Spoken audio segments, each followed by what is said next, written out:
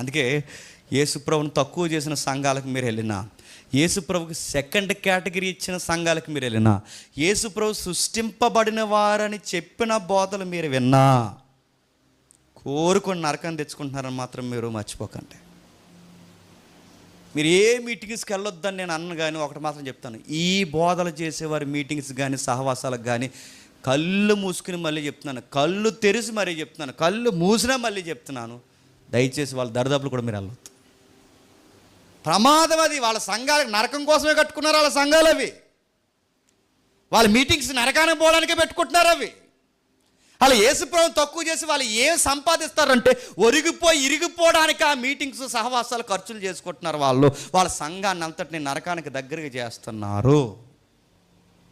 దయచేసి ఆ బోధలకు కానీ ఆ మీటింగ్ మీరు అనుకుంటారు మీకు పెద్ద విశాల హృదయంతో ఉంటారు, అన్నీ దేవుని మీటింగ్లు కానీ, అన్నీ దేవుని మీటింగ్ కాదు, బోధ